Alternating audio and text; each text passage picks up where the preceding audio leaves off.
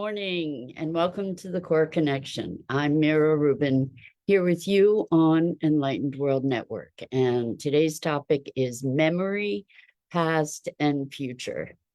So we tend to believe that our memories are true, are the whole truth. And at best, they are partial. And so much of our lives are dictated by these memories. And so we're going to talk about the mutability of memory and also how we can change the past and change the future. So it should be fun conversation. So before we get started, let's take a minute or two to get present. Let's take a deep breath in through your nose and hold it. And imagine it looks like we might not be streaming. Okay, so let me try again, just in case. Let's see if we can get this one more time. Let's see.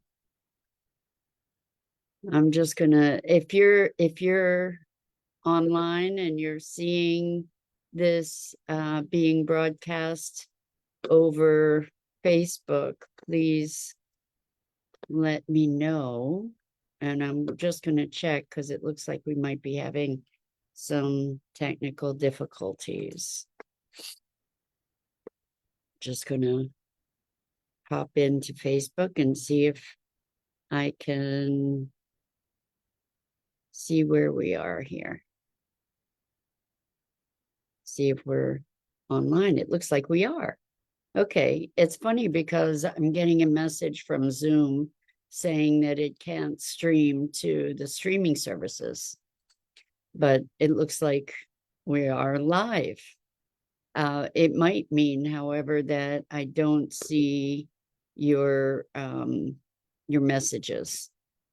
So I'm just going to wing it here, folks. And if you can chime in, that would be awesome.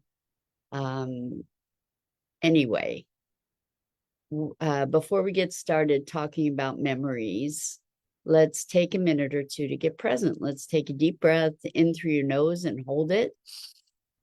And imagine clean, crisp oxygen flooding your lungs, flowing into your bloodstream, nourishing all your cells, all your organs, bringing vital life energy to your body and being. And as you exhale, exhale any tension, stress, negativity, fatigue. And now let's take another deep breath in through your nose and hold it.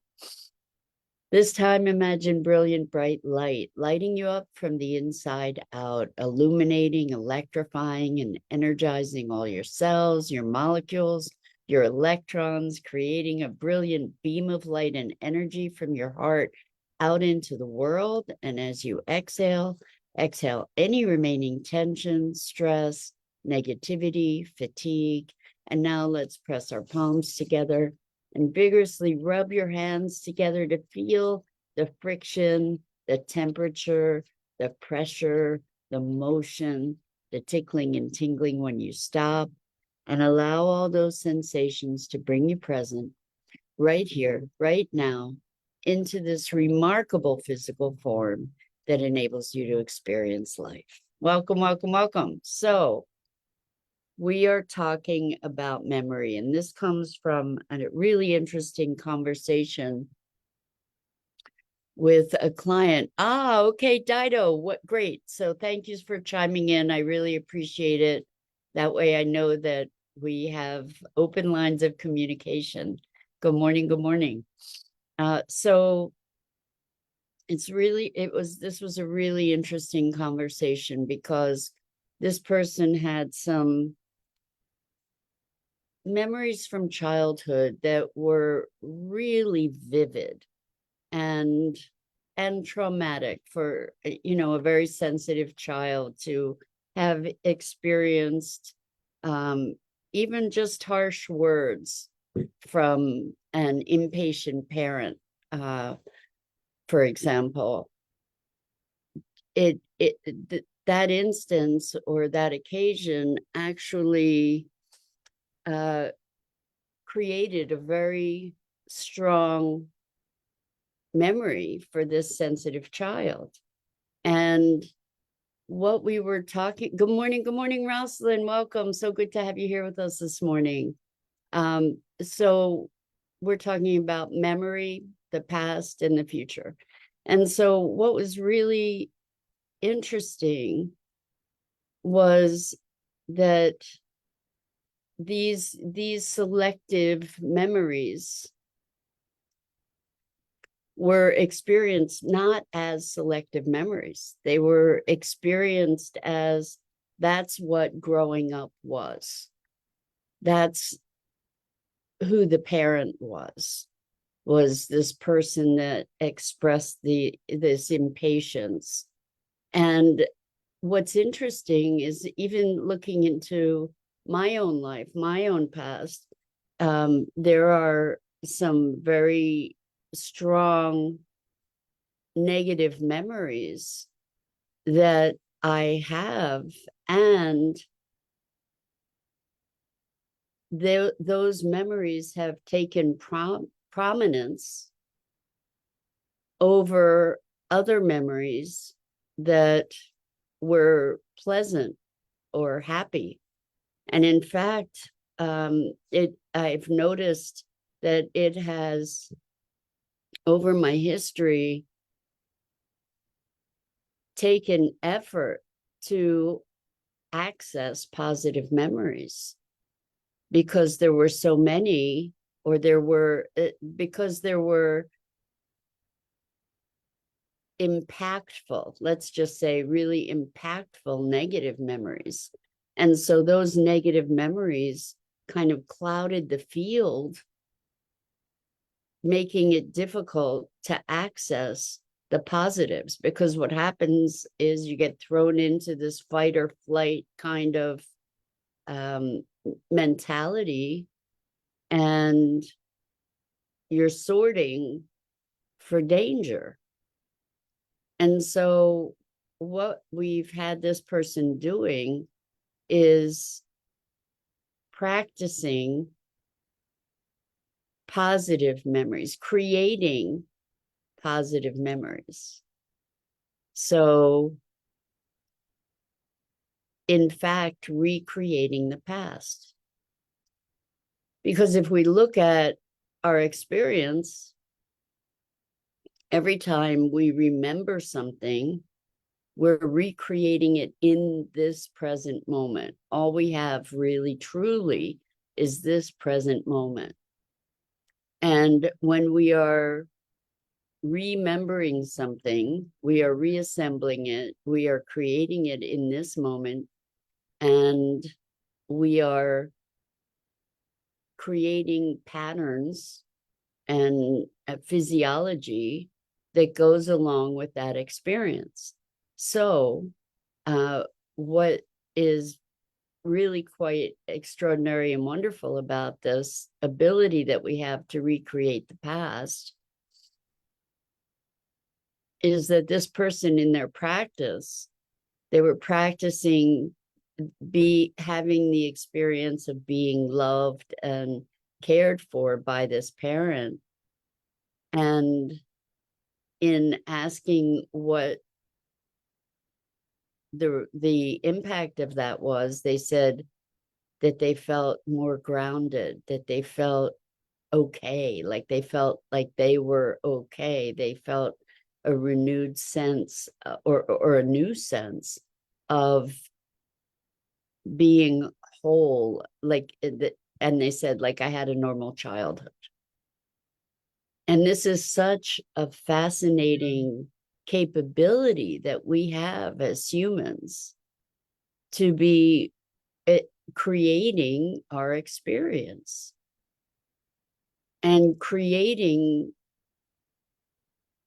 the story of our lives.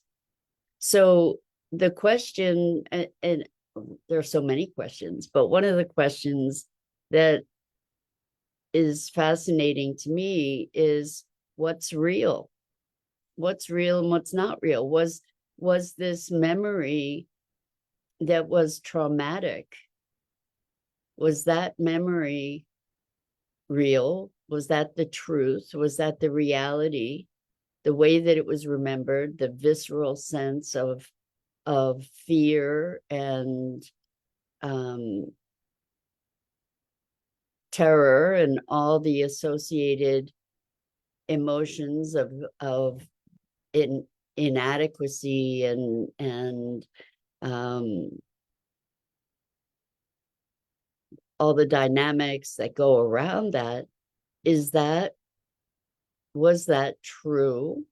It's maybe that incident happened, but the way that it was interpreted by a very sensitive child and then propagated outward from there, is that more true than going back to that time and creating memories of this parent in their more positive expression? And the fact that this kind of practice was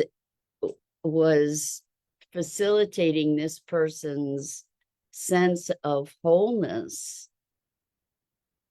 in this moment, creating a new future by recreating the past, by freeing them from the terror, by freeing them from the anxiety of contending with this disapproving parent. They are creating a new possibility for themselves going forward. And it's likely that it's a more balanced, maybe even more true, even though the memories that they're creating, or the pattern of this memory that they're creating, isn't founded in actual remembered experience. They're creating it as a new memory. And my sense is that in doing so, they're not only healing themselves, but also healing that parent. So the conversation had emerged from a discussion about this book that I started reading, Science and the Akashic Field, which is a theory of everything, but I haven't gotten into the meat of it to be able to articulate it yet, but that's coming. Anyway, in the book, there was a section where the author was talking about how we create the past in this moment. And I need to go and find that again so I can share it with you. But it's really interesting because we rewrite history all the time. I'm just so fascinated by this whole notion of memory, because we do know it is documented scientifically that people don't distinguish between what's something that's real or remembered and or experienced, and something that is vividly imagined. And I spoke with someone once who actually told me that there is a condition in which a person can't distinguish with stories that they've fabricated and what's actually happened. So they really truly can't distinguish between what's real and what they made up, which is apparently it's a real condition, but that's a very interesting thing. And I am, in thinking about it in this moment, considering that perhaps that's true of all of us to varying degrees. that, or most of us anyway, that we don't necessarily know what we've made up and what's real. And so this sort of sliding scale is evident in the example that we started talking about with this person who had vivid recollections of their childhood that were just tremendously painful. And now we're recreating that with new memories, practicing the new memories. I'm calling them memories. We could call them fabrications. You could call them whatever, but what's happening is that they're being patterned into this person's awareness. So it's recreating the experience of the past. And as it's recreating the experience of the past, it's shifting their being in the present, because that dynamic is being dissolved. And so there's a greater sense of freedom and wholeness and belonging and acceptability as a result. And consequently, going forward into the future, their lives will be changed, because at their foundation of being, they're feeling whole. It's this mind that we have, this way that we perceive the world, the malleability of it is just mind-blowing to me. And we tend to think in absolutes. We tend to have a righteousness about our certainty about things. And so much of our responses to life and circumstances are driven by our experiences of the past and the way that we've integrated and remembered those experiences. And I don't know about you, but I've had situations where something happens and I get triggered, and then as I trace where that trigger comes from, it comes from a memory or a situation that I didn't even consciously remember, that I didn't even know was operative in my being and shaping the way that I interact with the world. How wild is that? That we have these things, and often these experiences occur when we're children, and the perception of a child is very different from the perception of an adult. And so things can readily terrify a child that may not be, that aren't perceived in full context, right? So maybe a parent has a horrible day. Who knows what could have happened to them or in their lives in that day? And maybe they're abrupt or brusque or selfish or just not their best selves. And yet that experience registers so profoundly for a sensitive child. And it's not to say that those experiences aren't valid. I mean, oftentimes there are horrors that we experience as children. And what happens is that these situations can also be magnified for ourselves. And hard it's hard to know. We don't, I'm not advocating that we discount any of our experience. I am looking at how we can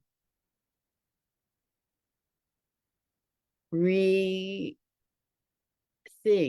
reconceptualize certain experiences in a way that empowers us to be more whole and resourceful in our own lives. It's all reframing, right? When we talk about reframing, we're talking about creating a new context, creating a new container or a new perspective, or even sometimes new scenarios that we can then integrate to become more whole.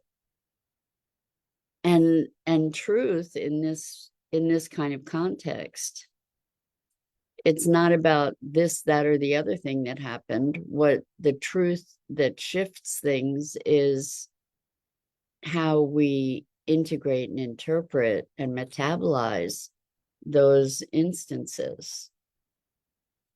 So oftentimes as kids, we make decisions that shape the rest of our lives. We cultivate survival patterns and behaviors that are essential for our survival emotionally, if not actually physically and literally, as children. And then as we become adults, those behaviors are still operative and become detrimental, at the very least, become detrimental in our lives as adults, because our lives as adults are requiring very, very different skills of survival than those of a child. Anyway, I just find this whole consciousness, awareness, mind, memory, creation of our reality, I find it to be endlessly fascinating. And how malleable all of it is, how we can move from, and I've seen this in so many sessions with folks where they arrive really distraught and in deep despair or upset, and at the end of a session, they're fine. They're fine, and their experience of being has shifted. It's remarkable to me that we can have such facility, such flexibility of mind and being, that we can move from one extreme to another in the blink of an eye, essentially. And it just challenges the notion for me of what's real and what's not real. And that's been a question all my life, it's like, and trying to understand other people sometimes is like, you can recognize that clearly somebody is perceiving a situation from a very different point of view or very different perspective, from a very different experience of motivation.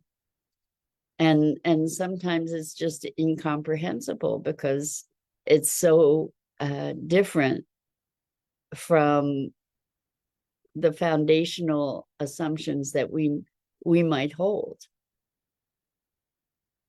And the thing is that we often we can't imagine that somebody has such a different perspective on the world, right? How could we imagine it? Because we're so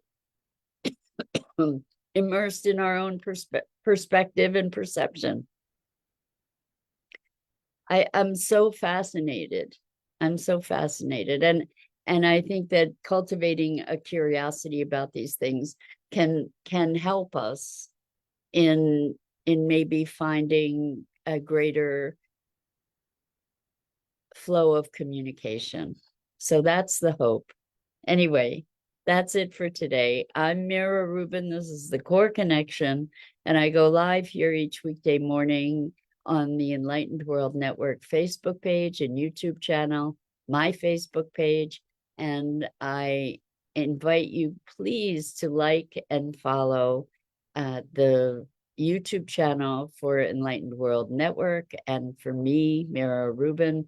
The links are in the description. Isabel, so wonderful to have you join us. Welcome. And until next time, so much appreciation for you and your curiosity and courage to explore all these different ideas about life and being and meaning. So until next time, so much love to you.